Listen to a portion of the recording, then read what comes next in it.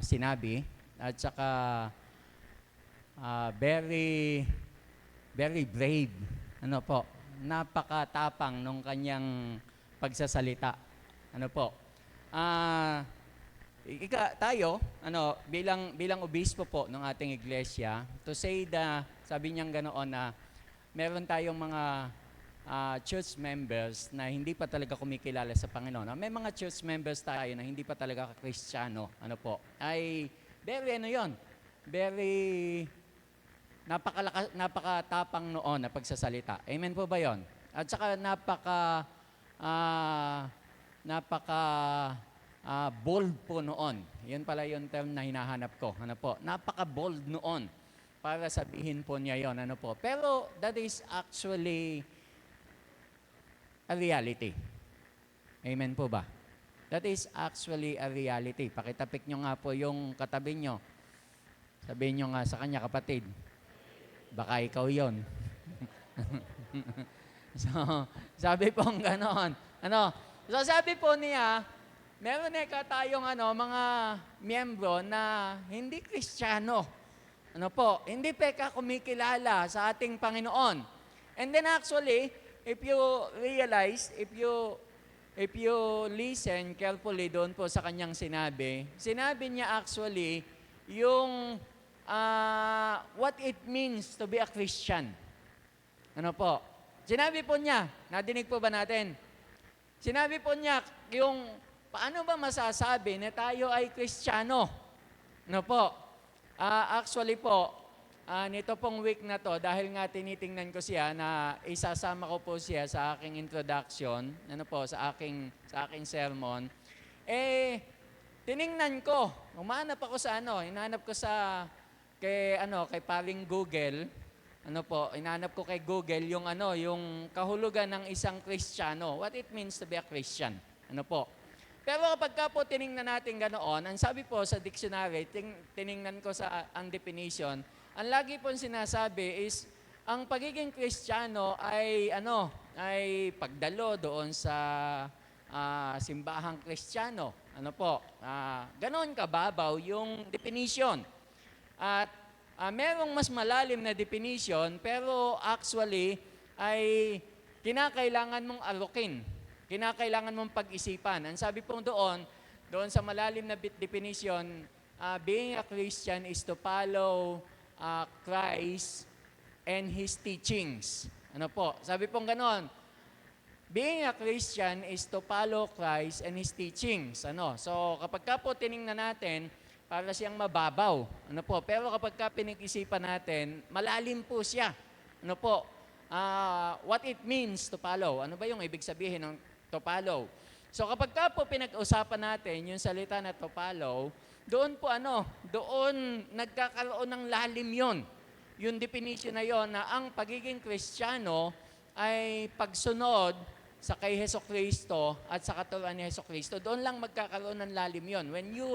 When you talk about yung salita po na follow. Pero kapag babasahin mo lamang siya, superficial pa din siya. But when you go deeper doon sa salita po na follow, when you talk about the word follow doon sa konteksto na sinabi ng ating Panginoong Hesukristo, doon lang po magkakaroon ng lalim at saka linaw sa atin yung lahat ng iyon. Pero ano ba yung definition po ni Bishop Rubenel doon sa pagiging Kristiyano? Gusto po ba niyo i-play ko ulit? Para dinig po natin yung kanyang definition. Gusto niyo pa i-play natin ulit? Parang ayaw niyo naman Sige po, play po natin ulit. Ano lang naman po yan, 1 minuto. Play po natin ulit. Dinipain po niya dito. Actually, meron mga church members natin, Methodista lang, hindi pa sila Kristiyano. Aminin natin yan. Kasi nung bata ako, akala ko, napakabait ko na. Dahil lumaki ko sa church. Sabi pa ng auntie ko noon, yung nag-aalaga sa amin, dalhin nyo na kaya yung mga damit nyo sa kapilya. At totoo no, kaya namin gusto sa church, lalo na pag Sabado. Kasi yung Sabado ay maglilinis sa buong bahay. Tumatakas ka sa gawaing bahay. Nung mga bata kami, pupunta kami sa church. Sasabihin, meron kami practice, no? mga Metodista yan, bininyagang Metodista. Ibig sabihin, talaga meron tayo mga miyembro na doon na sa loob ng iglesia, halos nakatira, pero hindi pa rin kumikilala sa Panginoon. Pero sandali na tayo ay tumanggap sa ating Panginoon Kristo, tayo ay kailangang humayo. Ito ang misyon na pinagagawa sa atin. The DNA of effective 21st century churches reveal that the practice that every member is a witness to Christ. We cannot transform communities if it only depends on our abilities, our propaganda, our gimmicks. Kapag hindi wala sa atin yung kapangyarihan ng Banal na Espiritu. The church is out in the world by the power of the Holy Spirit, living out God's transforming love in Jesus Christ. Ayan po. Nakuha niyo po yung definition niya. Ano po yung definition niya? Kailangang humayo. Actually, tama po yon. Pero ang isang sinabi niya doon ay witness. Amen po ba? Witness po yung kanyang yung kanyang sinabi. Ano po? Pero kapag ka tiningnan mo yung salitang witness at saka po yung paghayo, magkaakibat po siya. Amen po ba? Magkaakibat po siya. Hindi po siya pwedeng paghiwalayin. Yung pagiging witness at saka yung paghayo. Yung pagiging witness po, madami po tayong mga nasa korte dito. Ano po? Si Ate Glo, si Ate Det, si Ann. Yun pong isa nawawala eh. Ano po? Yung isa nawawala. Yun lang pong nandito yung si Joy. Wala pa po si Joy. Mukhang natutulog pa si Joy. Ano po? Nagpe-prepare. Ayan. Nagpe-prepare po pala. Sorry po. Mamaya po kasi siya magtuturo sa Sol 1. Ano po? Pero anyway po, sabi pong ganoon, yun daw pong pagiging Kristiyano ay pagiging witness. Ano po? Sabi po doon, kapag ka po ikaw ay witness, sa korte, kapag ka ikaw ay witness, ako po kasi naranasan ko ng humarap sa korte. Pagka po kayo ay magwi-witness sa korte, papatong yung kaliwang kamay sa Bible, itataas yung kanang kamay, at tatanungin ka, ikaw ba'y nangangako na magsasabi ng katotohanan at pawang katotohanan lamang? Meron pa ba? Iyon lang.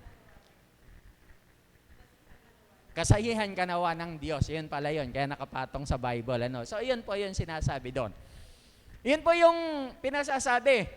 At sasagot ka, kinakailangan sumagot ka ng oo.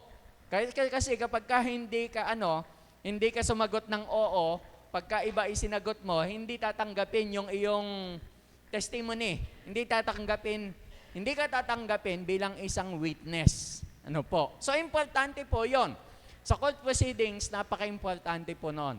So, ibig sabihin, ang witness po ay, ang sasabihin mo, ay kung ano yung iyong nasaksihan. Amen po ba? Kung ano lang yung iyong nasaksihan. Kung ano lamang yung na-witness mo, yun lamang po yung iyong sasabihin. So sabi pong ganoon, doon sa talata, doon sa, sabi po ni Bishop Robinel, sabi pong ganoon, tayo daw po bilang mga mananampalataya, o tayo, particular po, actually sinabi niya, tayo bilang mga miyembro ng Iglesia Metodista, tayo daw po ay mga saksi. Amen po ba? Ano po yung ating sasaksihan? Ano yung ating ipapatotoo? Ano yung ating ipapatotoo? Na si Jesus ay nabuhay na maguli. Amen po ba? Babalik pa din tayo doon sa message natin, the past 2 Sundays, na sinasabi natin, the foundation, the most important part of what we believe is that Jesus Christ rose from the dead. Yun pa din po yung yun pa din yung babalik-balikan natin. Bakit po? Sapagkat, kaya po tayo witness, sapagkat alam natin, pinananampalataya na natin na si Hesukristo ay nabuhay na mag-uli. Ano po? Nabuhay po siya na mag-uli. At dahil doon sa kanyang pagkabuhay na mag-uli, meron tayong pag-asa, meron tayong tinatanaw na muling pagkabuhay. No po. Pero balikan po natin yung pagiging witness. Ano po? Yung pagiging witness. Sabi po sa Matthew ano ba yan? Basahin nga po natin yung ating teksto. Ano po? Sabi po, Merong mga church, teksto. Matthew chapter 9, verse 35 to 38. Sabi po diyan, Jesus went through all the towns and villages, teaching in their synagogues, proclaiming the good news of the kingdom, and healing every disease and sickness.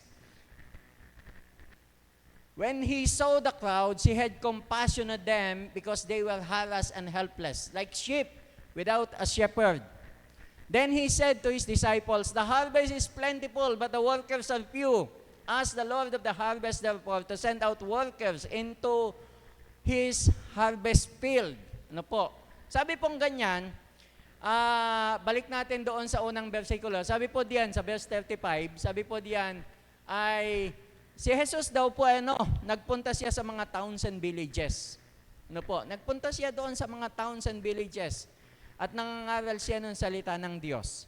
And then doon sa kanyang pagpunta, doon sa mga towns and villages, sa verse 36, sabi po niyang ganyan, when he saw the people, he had compassion on them. No po. Sabi pong ganyan, when he saw the crowds, he had compassion on them. Just imagine this, ano po, mga kapatid. Yung ating Panginoong Jesucristo, sabi pong ganoon, he had compassion on the crowds. He had compassion on the people. Si Bishop Rubenel po, may binabanggit siyang DNA of the 21st century churches. Amen po ba? Natatandaan po natin yon. 2 beses natin pinakita yung video. Sabi ganoon, the DNA of 21st century churches. Pero actually po, hindi lang siya basta DNA ng 21st century. Kung hindi, DNA siya ng ating Panginoong Jesucristo. Yung ating Panginoong Jesucristo, sabing ganon, he had compassion on the people na nakita niya. Yun pong salitang compassion. Ano ba yun? Salitang compassion. No po. Yung compassion po ay it comes from the word, ano po yung ugat niya na salita? Passion. Ano po? Ano po yung kahulugan ng passion? Ano po ibig sabihin ng passion? Naunawaan ko lamang po yung yung salitang passion nung ako po ay nanonood ng nung series na Prison Break. Ano po? Sino po nakapanood ng series na Prison Break? Wala. Ako lang matanda dito. Hindi po, bago pa lang siya. Yun pong yung series na Prison Break sa Netflix. Kung di po ako nagkakamali, meron sa Netflix noon, tama ba? O mga batang Netflix, meron ba? Ano po? Yun pong sa Prison Break po, yung karakter na si Sucre pala, yung karakter na si Sucre, nakakulong siya kasama po nung bida na lalaki. Di ko matandaan yung pangalan ng bidang lalaki, yung kalbo, ang tunay niyang pangalan ay si Wentworth. Apelido niya Wentworth. Sabi pong ganoon, sabi ni Sucre doon sa kay Wentworth, sabi niya, gusto kong sabihin doon sa aking girlfriend na mahal ko siya. Pero, paano ko sasabihin na mahal ko siya? Nang hindi ko sasabihin sa kanya, paano ko sasabihin I love you without saying I love you, na mararamdaman niya yung aking pagmamahal sa kanya. Ano po? Sabi niya ganoon. So sabi po niya sabi ni Wentworth Miller yata yung pangalan noon. Sabi po niya ganoon. Ang sabihin mo sa kanya, I am consumed with passion in thinking of you. Ano po? Sabi po niya ganoon. So, yun pong salitang passion ay very napakalalim niya. Na kapag inisip po natin, and Jesus, so ang ibig po sabihin, yung love at saka yung passion is connected. Ano po, connected yung love at saka yung passion. So when Jesus saw the crowds, sabi pong ganun, He had compassion on them. Sabi pong ganun, He had compassion on them. Ano po ibig sabihin noon? Dahil doon sa kanyang pagmamahal, doon sa sanlibutan, dahil sa kanyang pagmamahal sa lahat ng tao, dahil sa kanyang pagmamahal sa atin, ay ganoon na lamang yung kanyang, ano sa Tagalog ang compassion? Ano po? Ano po? Tama yung nadinig ko, kung tama yon. Kahabagan. Dahil po sa kanyang pag-ibig, ay ganoon na lamang yung kanyang habag. Nakuha niyo po ibig kong sabihin? Amen po ba? Kaya po nadama ng ating Panginoong Kristo yung matinding pagkahabag doon sa mga tao na yon. Sabi pong ganyan, because they were harassed and helpless.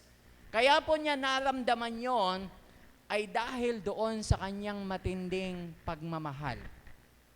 Ano po? Doon sa mga tao na nakita niya. So dapat po yung DNA ng ating Panginoong Kristo na pag-ibig doon sa lahat ng tao ay nandoon din po sa atin. Kaya po ang sinasabi po ni Bishop, sabi po niyang ganoon, we are witnesses for Christ. Bakit po? Sapagkat si Jesus Christ ay siya po yung witness. Siya yung ipinapangaral natin. Siya yung ibinabahagi natin doon sa ibang tao. Meron pa po actually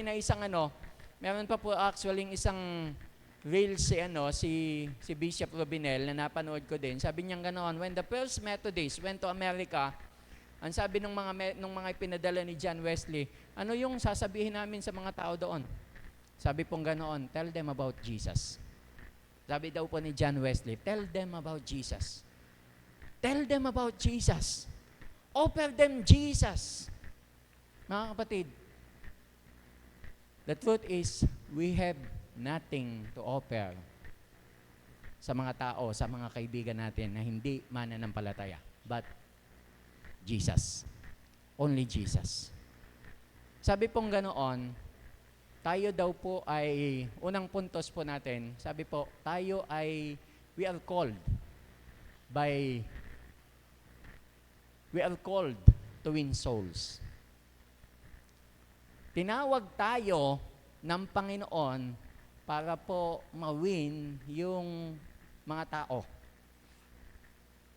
na hindi pa mananampalataya. We are called to win souls. Sabi pong ganyan, Matthew chapter 4, sabi po diyan, tinawag ng Panginoong Kristo si Peter at saka si John.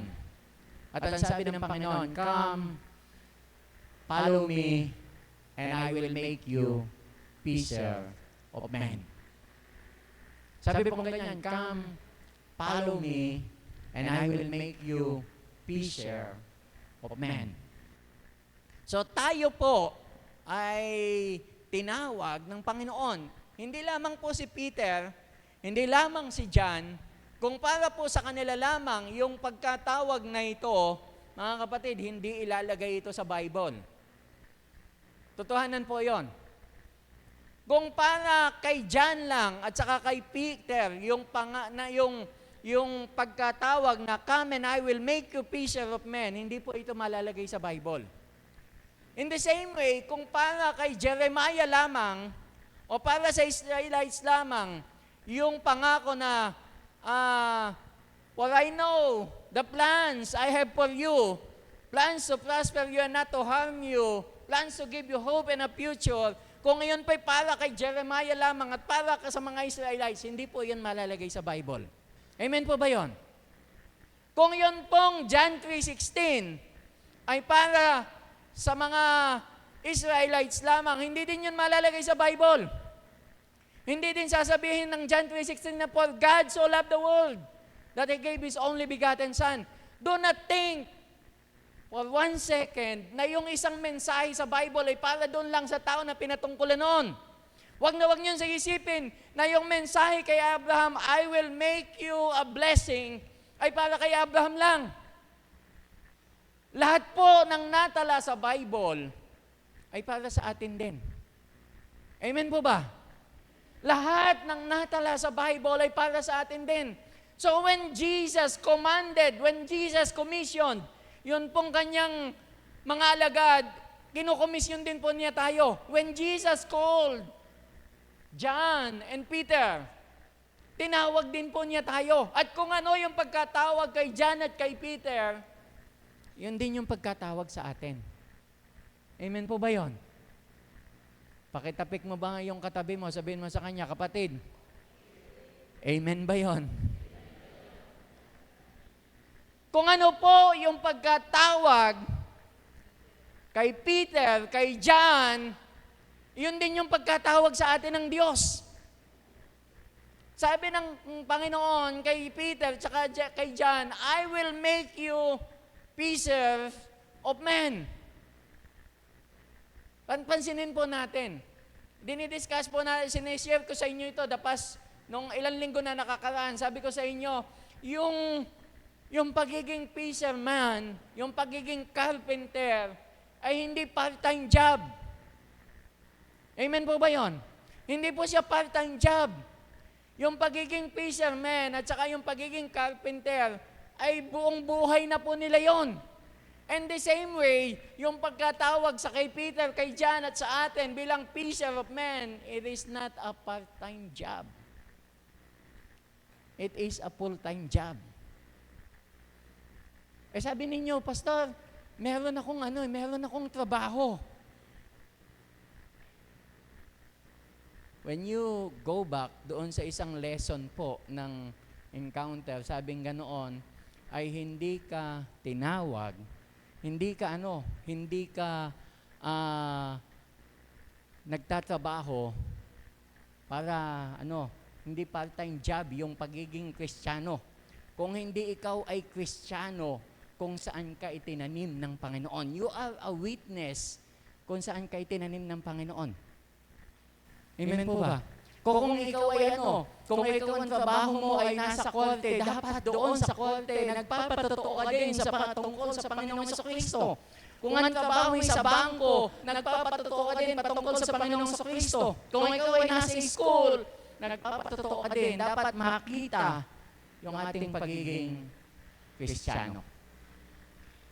Bakit po? Sapagkat tayo'y tinawag ng Panginoon doon sa full-time na buhay ng paglilingkod sa Kanya. Amen po ba yun? Amen po ba yun? Tinawag tayo ng Panginoon. Sabi pong ganoon, we are called to win souls.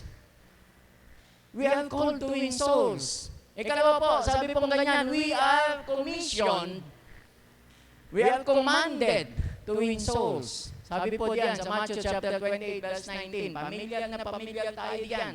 Sabi po ganyan, go therefore and make disciples. We are commanded, we are commissioned, na ipangaral yung ebanghelyo. To make disciples. Hindi lamang po siya hindi lamang siya basta tinawag ka, kung hindi itinalaga talaga tayo ng Panginoon sa gawain ito.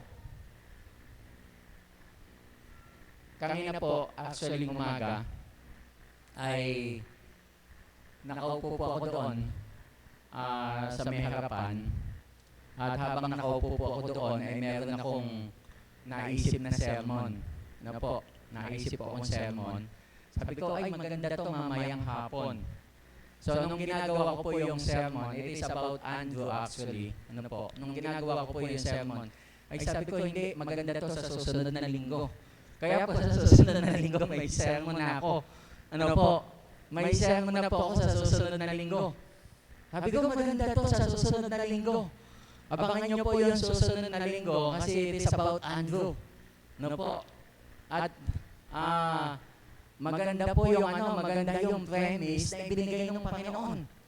Pero sabi pong ganoon, ba't ko ba na-relate doon? Ano po, sapagkat sapagkat doon sa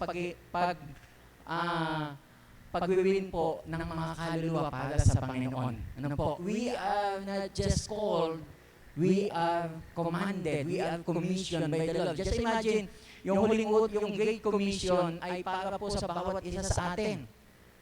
At kahuli-hulihan po, sabi po gano'n, kahuli-hulihan sa puntos ko, hindi po sa sermon ko, kahuli-hulihan po, sabi po gano'n, we are empowered to win souls. Imagine, tinawag ka ng Panginoon, kinumisyon ka o inutusan ka ng Panginoon, and then kahuli-hulihan po, sabi po ganoon, we are empowered to win souls. Just imagine this. Ano po?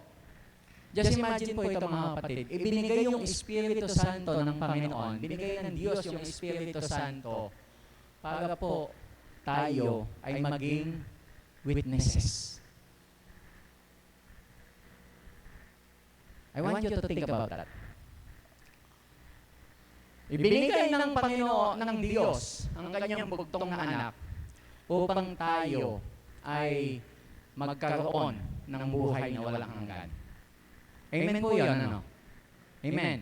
Kaya ibinigay yung Panginoong Jesucristo, sabi po ganoon sa John 3:16, so that whoever believes in Him shall not perish but have eternal life. Pero pagdating po sa Espiritu Santo, ang sabi po diyan sa Acts 1:8, but you shall receive power when the Holy Ghost comes upon you, and you will be my witnesses.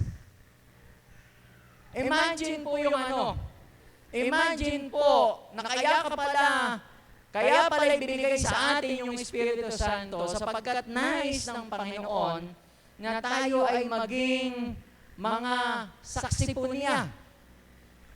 Kaya ibinigay sa atin yung Espiritu ng Diyos ay para bigyan tayo ng kalakasan, kapangyarihan, para po tayo ay magpatotoo sa ibang mga tao.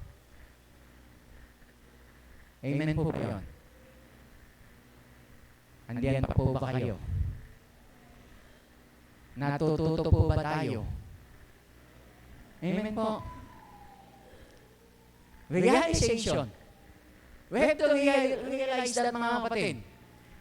Binigay sa atin yung Espiritu Santo sapagkat nais ng Panginoon ay maging saksi niya tayo. Saksi tayo ng ating Panginoong Jesucristo. Saksi tayo ng muling pagkabuhay ng Panginoong Jesucristo. Just imagine that. The Holy Spirit was given para po tayo ay magkaroon ng kapangyarihan na ibahagi ang patungkol sa ating Panginoong Jesucristo. Hindi lamang basta sinabi niya na humayo ka. Hindi. Ang sabi ng Panginoon, hindi ka basta hayo. Sabi po gano'n ng Panginoon, bibigyan kita ng kapangyarihan. I-empower kita. Para ikaw ay humayo.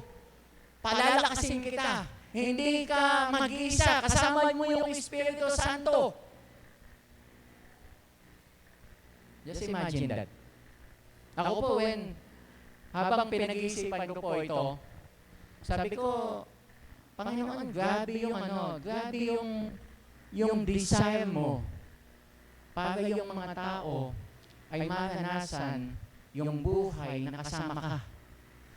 Para yung mga tao ay maranasan yung kingdom of God. Grabe po yung effort ng ating Diyos. Just imagine, binigay niya yung kanyang bugtong na anak dahil doon sa pagmamahal niya sa atin. And that does not end there. Ibinigay niya yung ikatlong persona ng Trinity. Ipinagkaloob niya sa atin yon para lang magkaroon tayo ng kalakasan na abutin yung mga tao na hindi pa nakakakilala sa Kanya. Kaya nga po doon sa video ni Bishop Robinel, sabi niya ganoon, kailangan natin yung Espiritu Santo for us to transform communities. for us to transform the world. We cannot go on just preaching about Jesus. Kailangan po natin yung power ng Espiritu Santo. Amen po ba yun? Lahat po tayo ay tinawag upang maging mga saksi. Hindi po tayo tinawag para maupo lamang kapag ka Sunday. Hindi tayo tinawag para magsimba. Pagka po ganoon yung thinking po natin na tayo ay magsisimba lang, sabi ni Bishop Robinel, ano po sabi niya sa una? Ano sabi niya sa una? Metodista lang tayo. Hindi tayo Kristiyano. Pakitanong nyo nga sa katabi nyo, kapatid. Metodista ka ba o Kristiyano? Ano pa ba sagot niyan? Metodista to! Sabi siguro nyo, Lord, parang naalala ko tuloy si Mark nung isang minsan, nung nagpaawit si Mark sa mga kabataan, sabi ni Mark, Lord, ano sabi mo? Lord, ang taas? Nagpapaawit po si Mark. Ano ba pinaawit nyo? Kay Carrie Joby, Si Carrie Joby, pinaawit. Talagang breakthrough yung mga kabataan. Talagang maapoy yung pagpapaawit. Ang problema po, yung key na ginamit nung manunugtog niya, pang nakatayo sa bubong. Pang nakatayo po sa bubong, si Mark, nakatingkayad lang na ganoon. Sabi ni Mark, Lord, ang taas po! Kaya ko po nabanggit yun kasi nung tanongin kayo, sabi ko, ano ba kayo, Metodista o Kristiyano? Parang gusto niyo sabihin na, Metodista na lang po ako. Hindi na ako Kristiyano, Metodista lang po ako. Mga kapatid, kung Metodista lang po tayo, huwag na kayong umasa sa buhay na walang hanggan. Bakit po? Kasi, hindi po yung Metodista ang maliligtas. Ang maliligtas ay yung Kristiyano. Kaya po paulit-ulit na sinasabi ko sa inyo, from the very beginning, incidental lamang ang pagiging Metodista natin. We are first and foremost Christians. Amen po ba yun? We are first and foremost Christians. Dapat una sa lahat, Kristiyano tayo. Incidental lang yung pagiging Metodista natin. Kaya lang tayo naging Metodista ay sapagkat Kristiyano tayo. Hindi po tayo naging Kristiyano dahil sa tayo Metodista. Tayo po'y Kristiyano, incidental lamang yung ating pagiging Metodista. Amen po ba yun? Kinakailangan yun din po yung sinasabi ni Bishop Robinel na dapat tayo ay mga Kristiyano. Hindi tayo dapat Metodista lang. At ang Kristiyano, sabi ganoon, ay witness. Nagpapatotoo. Amen po ba? Nandiyan pa po ba kayo? Sabi ninyo, Pastor, Metodista na lang po ako. Sino po dito nagsasabi, Metodista na lang siya?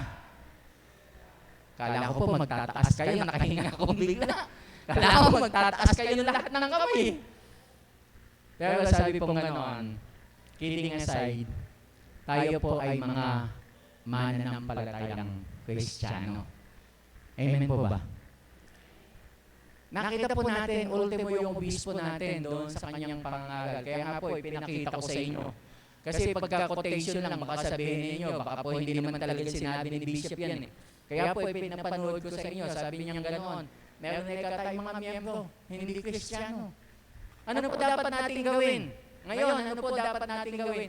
Actually po, nagsisimula po tayo doon sa bagong series. Ano po? Kaya po ganito sermon ko. Kasi nagsisimula tayo sa bagong series. At ito din po yung sermon ko mamayang hapon sa kabataan.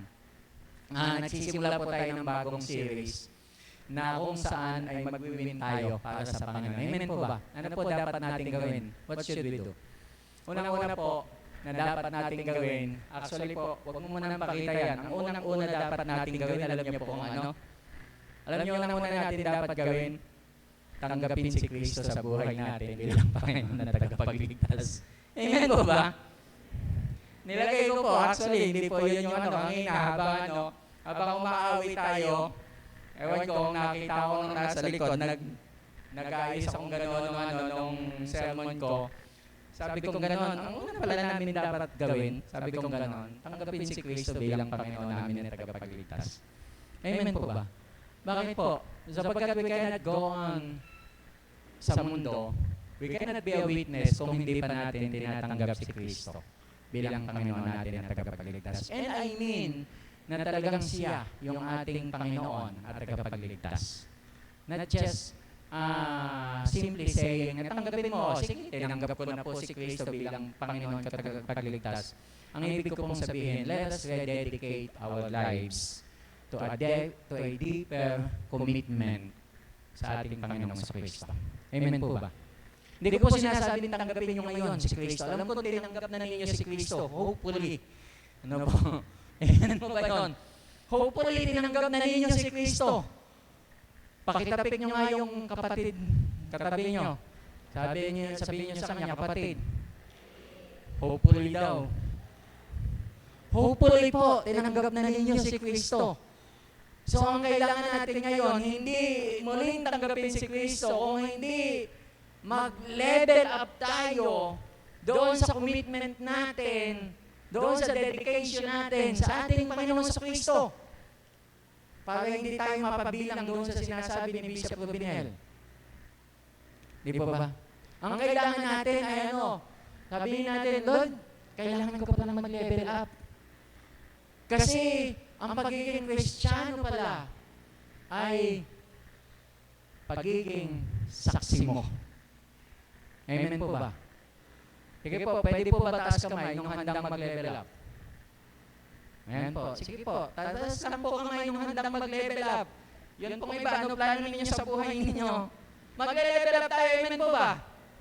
Mag-level up tayo ng commitment natin sa Panginoon. Mag-level up tayo ng dedication natin sa Panginoon. Amen po ba yun? Babalikan natin yung devotion natin. Ay, biglang humina yung amen.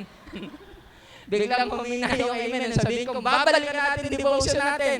Sabi nyo, kanina, amen. Pagdating sa babalikan natin yung devotion natin, amen. Biglang humina. Nung sabihin na natin, babalikan na natin. Devotion pa lang pinag-uusapan natin. Biglang humina na yung ano. Pero mga kapatid, we have to level up. Amen po ba? Ano po gagawin natin? Sige po, what should we do? Matapos na tinanggap natin yung Panginoon, matapos po na nag-level up tayo, what should we do? Next slide, sabi po ganyan. Balik. Unang-una po, pray for the people that you want to win for Christ. Amen po ba yun? Pray for the people that you want to win for Christ. May gusto ka bang mawin para sa Panginoon? Yan po yung tanong. May gusto ka bang mawin para sa Panginoon? Kung wala kang gustong mawin sa Panginoon, wala akong magagawa sa iyo. Pero ang tanong po, may gusto ko bang mawin para sa Panginoon? Amen po ba? Kung may gusto kang mawin para sa Panginoon, ang unang-unang mong gawin, pray for that person. Yung mahal mo sa buhay, gusto mo bang mawin sa Panginoon yun? Yung mga kaibigan mo, gusto mo bang mawin para sa Panginoon? Sabi po gano'n, we are witnesses. We are witnesses. Pero gusto mo ba na mawin? Yung being a witness will begin doon po sa gusto mo talagang mawin yung kaibigan mo, yung pamilya mo, yung kapitbahay mo. Pagka gusto mong mawin yung isang tao, you begin with praying for them. Amen po ba? It doesn't matter kung ilan po, you begin with praying for them. Pray for them. Ang Diyos po natin buhay, ang Diyos natin dumidinig sa ating mga panalangin. Amen po ba? So gusto mong makakilala yung isang tao, gusto mong makakilala yung mahal mo sa buhay, begin praying for them. Every day, pray for them. Kung kinakailangan pag-fasting mo. But you begin praying for them. Amen po ba yun? Ikalawa po, sabi po ganoon, Do intentional acts of kindness. Intentional acts of kindness. Gawan mo ng mabuti yung kapwa mo na gusto mong mawin para sa Panginoon. Tulungan mo. Hindi naman po kinakailangan na ipag-grocery ninyo. Pero kung may pag-grocery ninyo, pag-grocery ninyo. Hindi naman kinakailangan na pakainin ninyo sa Jollibee. Pero kung pwedeng pakainin ninyo sa Jollibee, pwede naman. Pero sabi pong ganoon, do intentional acts of kindness. Ano po, alam nyo, mahirap mag-win ng isang tao kahit na pinagpe-pray mo siya pagkatapos ang tingin sa iyo masama ugali mo. Amen po ba? Hello? Andiyan pa po ba kayo? Mahirap ma-win yung isang tao. Halimbawa, sandali Marcos, si Carlo inaabot ko, si Marcos nabanggit ko. Halimbawa, just imagine si Marcos, hindi mananampalataya. No po. Pinagpe-pray ko siya araw-araw. No. Pero, inaaway ko naman siya. Tapos, minamarites ko siya. No. Pero huwag mong pakokopyahin ha. Joke. Binibiro ko lang po si Carlo. Iniwan na ako. Hindi pa ako tapos. Iniwan na ako. Pero ibig kong sabihin, you pray for one person. Pero, dagdagan mo yung ginagawa mo para sa kanya. Do intentional acts of kindness. Bakit po? Para maramdaman niya yung pagmamahal mo sa kanya. Para maramdaman niya na gusto mo talaga siya na makasama. Ikatatlo po, sabi po ganoon, share your story. Tell them about Jesus sa buhay po ninyo. Amen po ba yun? Lahat po tayo may kanya-kanyang kwento. Yun po yung natutuhan ko doon sa isang matanda na stroke victim. Sabi niya ganoon, bawat tao ay mayroong kanya-kanyang kwento. May kanya-kanya tayong kwento about Jesus. Amen po ba? Sa susunod na linggo po, madidinig po ninyo yung kwento ni Andrew, yung mensahe about Andrew, and you can see yung patotoo ni Andrew at saka yung patotoo ni John the Baptist ay different. Bakit po? Depende doon sa kanilang karanasan. So, kanya-kanya tayo ng karanasan sa Panginoon. Amen po ba? Let me ask you this.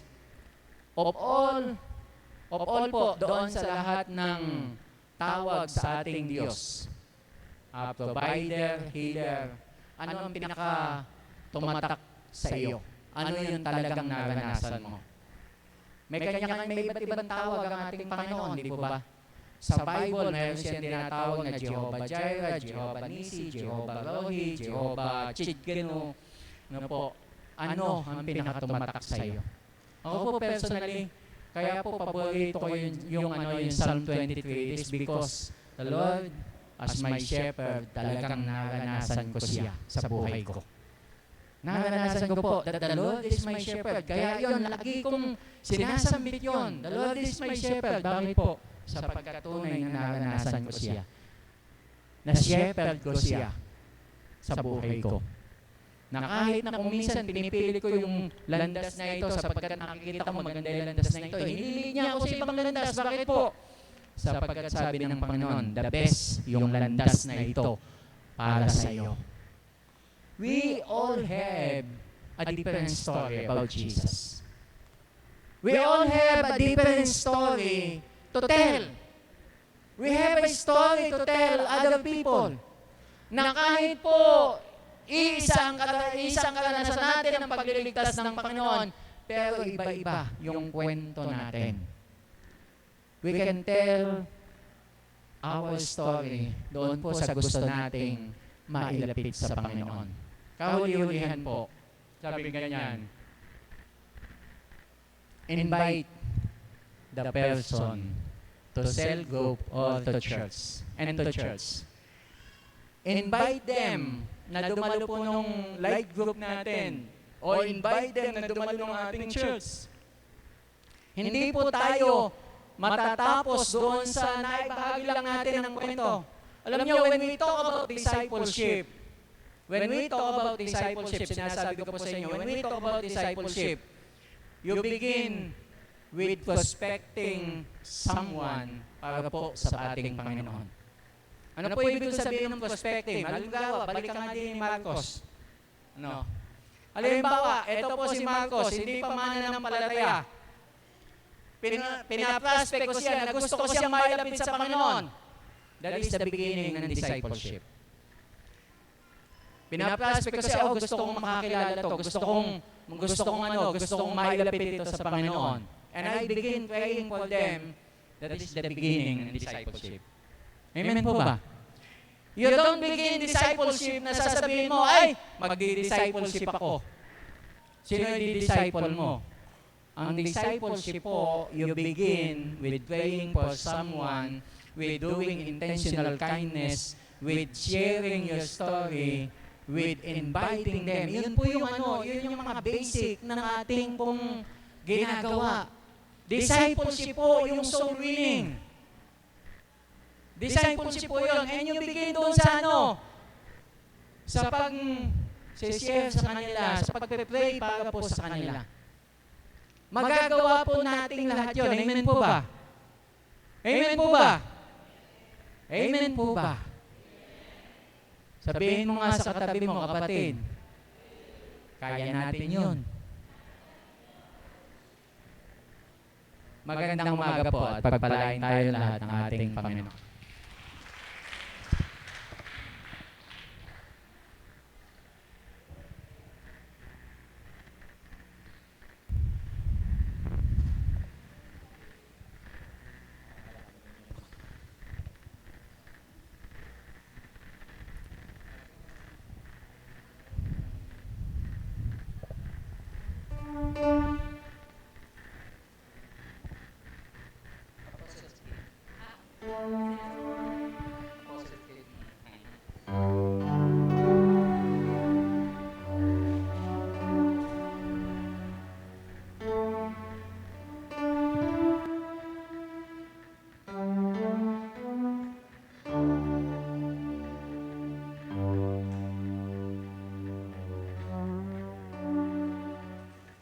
Sige po, tayo pong lahat ay tumayo para po sa pagsambit ng sinasampalatayanan. Sinasampalatayanan ko ang Diyos ang mga makapangyarihan sa lahat, lumalang ng langit at lupa, at si Jesucristo na anak na bugtong niya, Panginoon natin na sa iwaga ng Espiritu Santo, ay pinanganak ng Birheng Maria, nagdamdam ng hirap sa kahatulan ni Poncio Pilato, ipinako sa krus, namatay at inilibing. Sa ikatlong araw ay nabuhay sa mga patay, umakyat sa langit at umupo sa kanan ng Diyos ang mga makapangyarihan sa lahat. Doon magmumula at paririto upang hukuman ang nangabubuhay at nangamamatay. Sinasampalatayanan ko ang Espiritu Santo, ang banal na iglesyang laganap, ang pagkakaisa ng mga banal, ang kapatawaran sa mga kasalanan, ang muling pagkabuhay ng katawan at ang buhay na walang hanggan. Amen.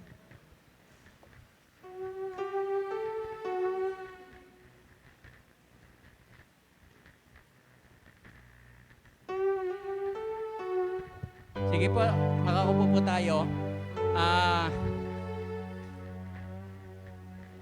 May technical problems po tayo. Kaya po nag-e-echo at saka kaya ayaw din pong lumabas yung yung PowerPoint. Nagkakaroon po tayo ng ng technical problem po. Tayo po ay dadako sa ating banal na hapunan. Pwede po bang maanyayahan yung aking mga katulong, Kuya Bong, Ate Che,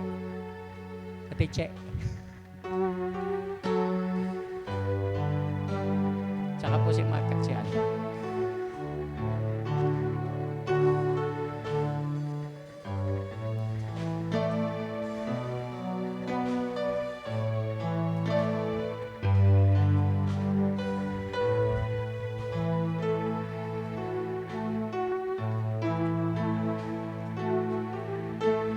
Sige po, dadako po tayo sa ating banal na hapunan sa pagkakataong ito. At katulad po nung ginagawa natin ay by organization po tayo dudulog. Ano po, matapos po yung ating ritual. Sige po, mga kapatid, ang habag ng Panginoon ay isang taimtim na pagpapahayag ng kamatayan at muling pagbabalik ng ating Panginoong Kristo. Ito po ay isang pag-aalaala sa kagandahan loob ng Diyos sa pamamagitan ng kanyang mabiyayang pagpapatawad sa ating mga kasalanan. Ang banal na hapunan po ay hindi lamang ito isang ritual na ginagawa ng isang iglesia o ng isang church. Kung hindi po ito ay pagsunod sa utos ng ating Panginoong Kristo, kung saan sinabi po niya noong panahon na itatagpo niyang banal na hapunan, gawin ninyo ito bilang pag-aalaala sa akin. So sa tuwing dudulog po tayo sa ating banal na hapunan, alalahanin po natin yung pagkamatay, yung pagdarusa at yung muling pagkabuhay ng ating Panginoong Kristo. Ganon din po ang banal na hapunan po, hindi lamang po hindi po ito nakakapagpapatawad sa ating mga kasalanan. Pagkus po ang banal na hapunan, sinasalamin po nito ang bagong tipan na kung saan meron tayong kapatawaran sa ating mga kasalanan sa pamamagitan po ng pagkamatay at muling pagkabuhay ng ating Panginoong Kristo. Ikatatlo po, ang banal na hapunan po mga kapatid ay hindi po tayo pinagbabahabahagi bilang isang iglesia kasi may kani-kanyang pananiwala patungkol sa banal na hapunan. Bagkus po ang banal na hapunan, it unites us with all the believers sa buong mundo po. Kahit na saan siya nandoon, it unites us into the fold ng atin pong Panginoong Kristo. Sa pamamagitan po ng pagdulog natin sa banal na hapunan, ay pinapahayag natin yung pagkamatay at muling pagkabuhay ng ating Panginoong Kristo. At sinasalamin po nito yung pagkakaisa natin bilang mga Kristiyano, bilang mga mananampalataya sa buong mundo. Kaya po sa pagkakataon po na ito, bago po tayo dumulog sa ating banal na hapunan, ay kinakailangan pong matiyak natin sa ating mga sarili na tayo'y karapat-dapat na dumulog sa ating banal na hapunan. Maaari pong may masasabi yung ating kapwa, but before God, we have to be righteous before God. So sa pagkakataon po na ito, sandali po tayong yumuko at sandali po tayong humingi ng kapatawaran sa Panginoon sa mga pagkakamali at kasalanan na ating nagawa sa ating buhay.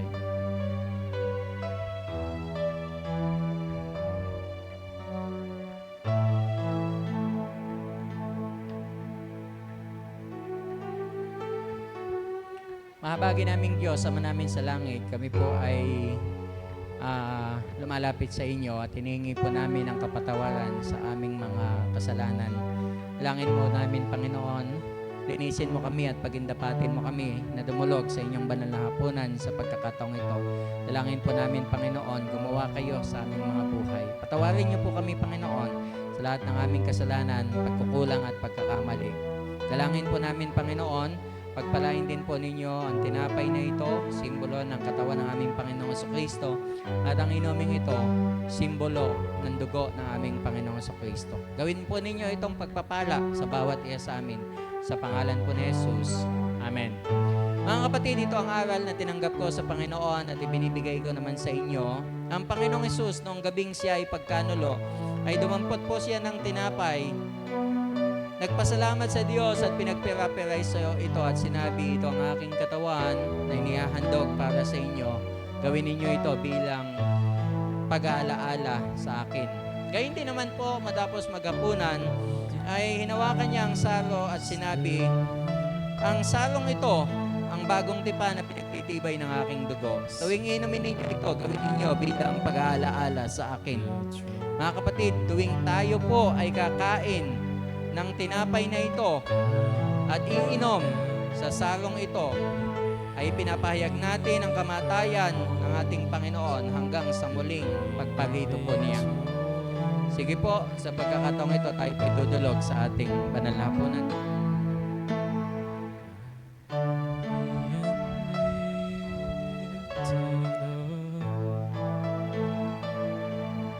Mauna po yung mga bata.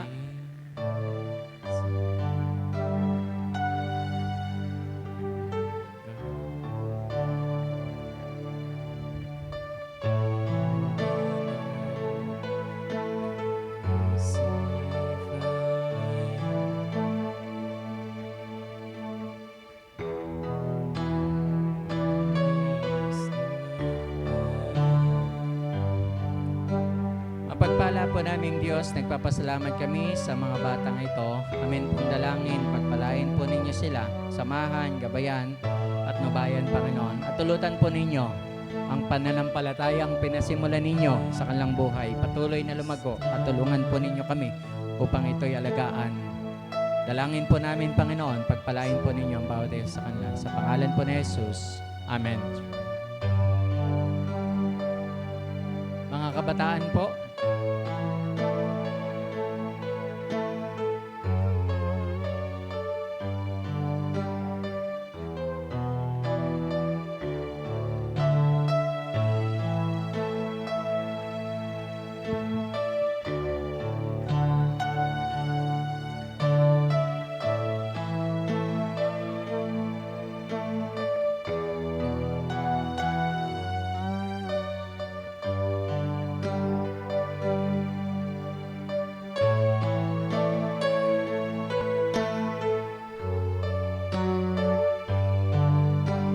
pagpala naming Diyos, nagpapasalamat kami sa mga kabataan ito ng inyong iglesia. Ang amin pong dalangin, patuloy na samahan niyo po sila, patuloy na gabayan, patuloy na pagpalain. Dalangin po namin, Panginoon, ang inyong biyaya ay magyaman sa kanilang mga buhay at pakagamitin po ninyo sila bilang ilaw ng sanlibutan ito. Sa pangalan po ni Jesus.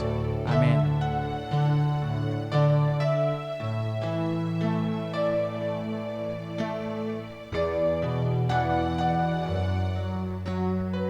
Mga kababaihan po, isabay na po natin yung mga kabataang may gulang na babae. Sige po, mga nanay at mga kababaihan.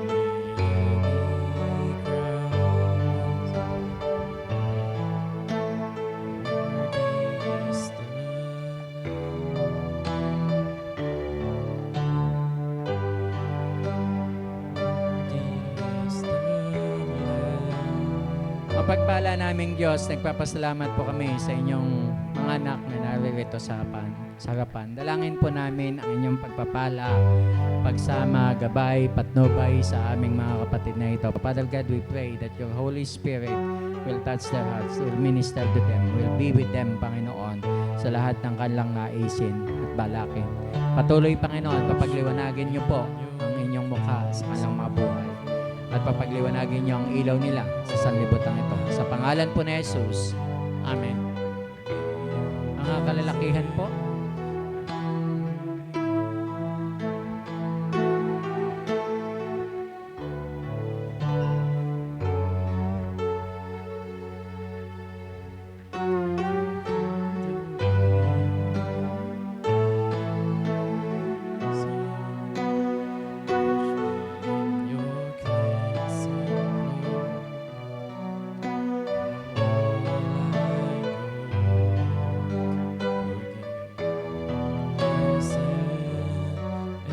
tunay nga po, Panginoon, nagpapasalamat kami sa inyo sa mga kapatid namin na rito sa harapan, sa mga kalalakihan.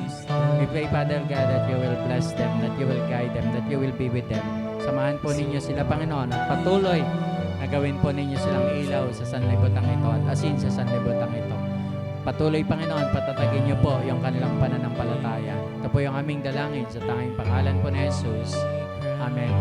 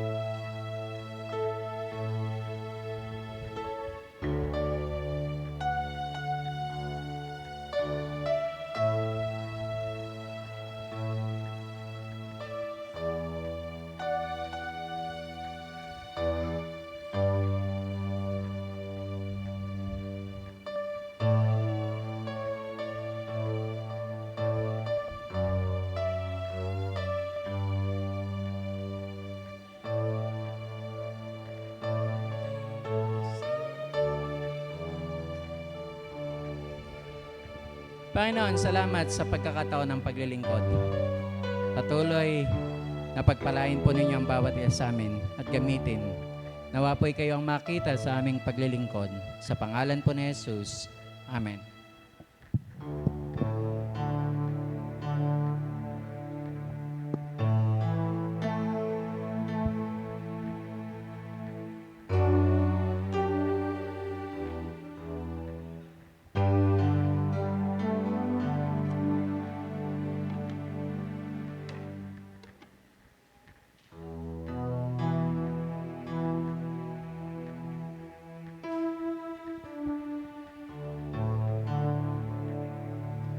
Sige po. Sa oras pong ito, tayo po ay nasa pagbabalik ng ating mga kaloob, kasabay po ng ating pangwakas na awit. Sabay-sabay po tayong tumayo at awitin po natin yung Christ is enough.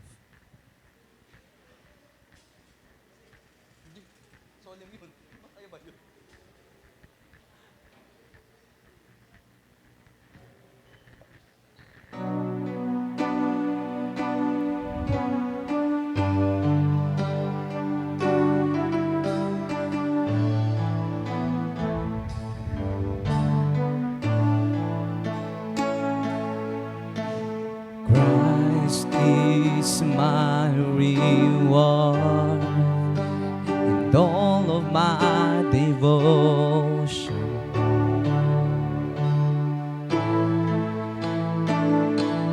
Now there's nothing in this world that could ever satisfy.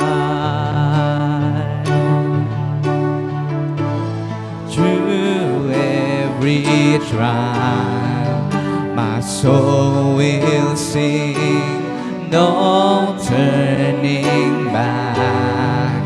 I've been set free.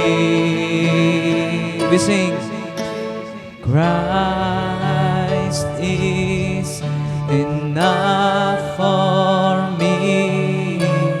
Christ is enough for me. Everything I need is in you. Everything I need.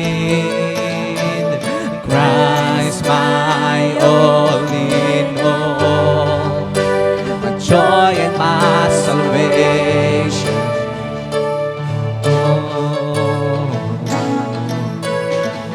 His hope will never fail.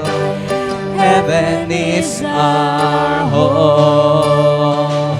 Through every storm, and through every storm, my soul will sing, Jesus is here. To God be the glory. Christ is enough for me. Christ is enough for me. Everything I need is in you. Everything I need, Christ is enough. Christ is enough for me. Christ is enough for me. Everything I need is in you. It's everything I need. I have decided to follow Jesus. No turning back. No turning back. I have decided to follow Jesus. No turning back. No turning back. The cross before me, the world behind behind me. No turning back.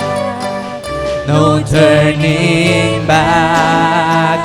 The cross before me, the world behind me.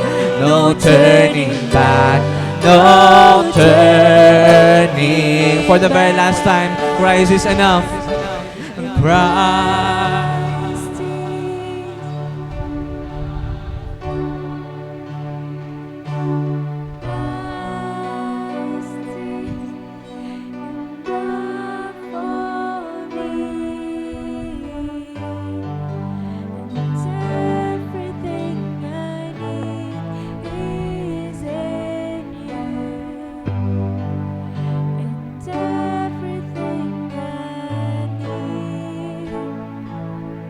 Sige po, bago tayo manalangin, as we are singing po yung ating huling awit, yung Christ is enough. And then yung chorus nun, ano yung chorus? I have decided to follow. Sabi po ganun, I have decided to follow Jesus. As we are singing, doon po ako sa gilid. And there is a thought na dumating sa akin. Yung thought po na yon, actually nadinig ko yon sa isang bishop. Sabi po niyang ganoon, let us raise up a generation of young people nowadays who will be righteous leaders of tomorrow and who will follow hard after Jesus. Sabi po niyang ganoon, alam niyo kaya ang bansa natin ay nilalamon ng korupsyon, kaya ang bansa natin ay pabagsak. It is because we as a church have failed to raise up righteous leadership. Sabi ganon, we have failed as a church to rise up righteous leadership. The challenge for us, mga kapatid, is to disciple people upang sa pagdating ng panahon, magkakaroon tayo ng righteous leadership. Amen po ba yun? Let us disciple people para po pagtagal-tagal, hindi tayo magrereklamo na yung ating gobyerno ay corrupt, pagkos aanihin natin yung itinanim natin. Yan po yung panawagan ng mga leader ng mga churches sa panahon ngayon. Yan din yung panawagan ng ating pong obispo. Let us transform the world. Let us transform communities. Let us transform nation by discipleship, by being a witness para po sa ating Panginoon. Yan po yung challenge sa bawat isa sa atin. Tayo po'y manalangin. Father God, we thank you because we know, Panginoon, Ikaw ang Diyos na nangusap sa amin, Panginoon. Kayo po, Panginoon, yung Diyos na gumawa sa buhay po ng bawat isa sa amin. Father God, we pray that you will touch our hearts, that you will allow your Holy Spirit to minister to us, that the message you have given us this morning, Panginoon, that the reflections that you have given us this morning, that we have heard this morning, Panginoon, tumatak ito doon sa puso ng bawat isa sa amin. At hindi ito, Panginoon, basta nadinig lamang namin sa aming tainga at lumabas doon sa kabila. Bagkus, Panginoon, ipamuhay namin ito. Gawin namin ito, Panginoon. Dalangin po namin, Panginoon, gumawa kayo sa buhay po ng bawat isa sa amin. Father God, batid po namin, Panginoon, china-challenge mo ninyo yung bawat isa sa amin. Oo, Panginoon, meron kaming mga trabaho, Panginoon, but you have called us to minister to people, Panginoon. To pray for people, to disciple people, to tell them our stories, Panginoon, about you. Dalangin po namin, Panginoon, gamitin po ninyo kami. Pagpalain po ninyo ang bawat isa sa amin sa araw na ito, Panginoon. At gawin po ninyo kaming pagpapala sa lahat ng tao na aming makakasamuha. Mangusap po kayo sa bawat isa sa amin at patuloy kayong maluwalhati sa pamagitan po ng aming mga buhay. Binabalik po namin sa inyo lahat ng kapurihan, lahat ng pasasalamat, lahat ng kadakilaan sa tanging pangalan po ni Jesucristo na aming Panginoon na tagapagligtas. At ang lahat po ng pinagpala ng Panginoon ay magsabi ng malakas na Amen.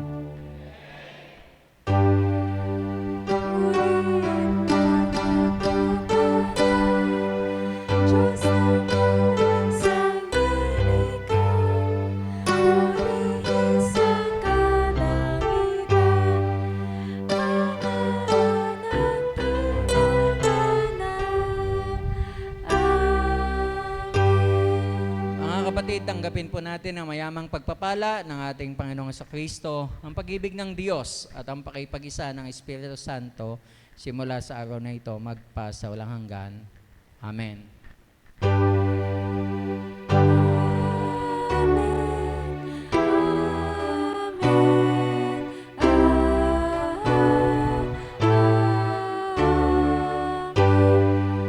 Magandang umaga po. Makakaupo po tayo para sa mga kapahayagan at malasakit. Sige po, ilan lang naman po yung ating mga kapahayagan. Unang-una po ay welcome po sa isa't isa at patuloy po na ine-encourage natin. Let us invite someone para po sa ating Panginoon. Ano po? Gayon din po, patuloy po na ine-encourage natin yung bawat isa na sumali doon po sa ating mga light groups. Ano po? Patuloy po na suportahan natin yung atin pong mga light groups. At ganoon din po, patuloy pong humayo tayo at maging pagpapala doon po sa lahat ng ating mga kasalamuha. Yan lang po, magandang umaga po at pagpalain tayong lahat ng ating Panginoon.